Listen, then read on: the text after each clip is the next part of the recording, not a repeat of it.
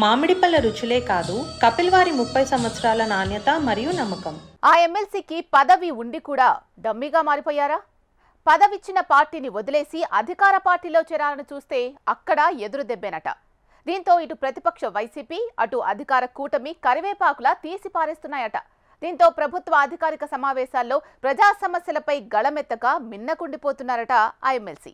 ఇలా తన వాణి వినిపించలేక రెండింటికి చెడ్డ రేవడ్లా తయారయ్యారట. ఇంతకు ఆశపడి భంగపడ్డ ఆ ఎమ్మెల్సీ ఎవరు? ఈయన ఉమ్మడి విజయనగరం జిల్లాలో స్థానిక సంస్థల కోటాలో ఎమ్మెల్సీ అయిన ఇందుకూరు రఘురాజు. ఆయన పరిస్థితి ఇప్పుడు ఎటూ కాకుండా పోయిందట. ఎమ్మెల్సీ పదవి ఉన్నా వాయిస్ వినిపించేందుకు బలం సరిపోవటం లేదట. ఎందుకంటే తాను ఏ పార్టీలో ఉన్నానో చెప్పుకోలేకపోతున్నారట. ఫలితంగా రఘురాజు డమ్మీగా మిగిలిపోయారని రాజకీయ వర్గాల్లో చర్చ నడుస్తోంది. ఇదంతా వైసీపీని ఎదిరించటమేనని రాజకీయ విశ్లేషకులు చెప్పుకుంటున్నారు. ఇందుకూరి రఘురాజు కాంగ్రెస్, బీజేపీ పార్టీల్లో కొనసాగుతూ వచ్చారు. 2014లో కాంగ్రెస్ ఎమ్మెల్యే అభ్యర్థిగా పోటీ చేసి రాష్ట్రంలో అధిక ఓట్లు పొందిన కాంగ్రెస్ ఎమ్మెల్యే అభ్యర్థుల్లో రఘురాజు 3వ స్థానంలో నిలిచారు. దీంతో రాజకీయంగా రఘురాజుకు మంచి గుర్తింపు తెచ్చిపెట్టింది. అలాగే బొత్స సత్యనారాయణ అనుచర గణంలో ఓ స్థానం సంపాదించుకున్నారట. అలా రఘురాజు వైసీపీ తీర్థం పుచ్చుకున్నారని చెప్పుకుంటారు. బొత్సకు విధేయుడిగా ఉంటూ శృంగవరపుకోట నియోజకవర్గం వైసీపీ బలోపేతానికి విశేషమైన సేవలందించారని పార్టీ వర్గాలే చెప్తారు. 2019 ఎన్నికల్లో శృంగవరపుకోట నియోజకవర్గ వైసీపీ టికెట్టును రఘురాజును కాదని కడుబండి శ్రీనివాస్కు కట్టబెట్టింది అధిష్టానం. ఎమ్మెల్యే అభ్యర్థి కడుబండి తరపున ప్రచార బాధ్యతలను రఘురాజుకు అప్పగించిందట. దానికి ప్రతిఫలంగా పార్టీ అధికారంలోకి వచ్చాక ఎమ్మెల్సీ పదవి ఇస్తామని హామీ ఇచ్చారట. ఆ మాట ప్రకారం 2021లో స్థానిక సంస్థల కోటాలో ఇందుకూరి రఘురాజుని పార్టీ ఎమ్మెల్సీ చేసింది. సరిగ్గా ఇక్కడి నుంచి రఘురాజు వ్యవహార శైలి మారిందట. తన సొంత నియోజకవర్గమైన ఎస్కోటలో ఆధిపత్యం కోసం పాకులాడటం మొదలుపెట్టారట.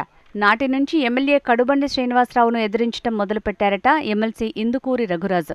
ఇద్దరి మధ్య మనస్పర్ధలు పెరిగి ఎమ్మెల్యే కడుబండికి టికెట్ ఇవ్వొద్దని అధిష్టానం వద్ద పెద్ద పంచాయతీ పెట్టారట. ఎంత నచ్చజెప్పినా రఘురాజు ససేమిరా అంటూనే ఎస్కోట వైసీపీ వైస్ ఎంపీపీగా ఉన్న తన భార్య సుబ్బలక్ష్మిని 2024 సార్వత్రిక ఎన్నికలకు ముందే టీడీపీ కండువా కప్పించారనే ప్రచారం ఉంది.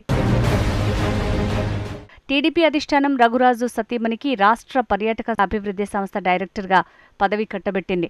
వైసీపీ ఎమ్మెల్సీగా రఘురాజు కొనసాగుతూనే ఇలా పసుపు రాసుకోవడంపై ఆయన్ని బొత్స పక్కన పెట్టారట. మరోవైపు వైసీపీలో రఘురాజు వ్యతిరేక కార్యకలాపాలకు పాల్పడుతున్నారంటూ మండలి చైర్మన్ మోషన్ రాజు రఘురాజుపై అనర్హత వేటు ప్రకటించారు.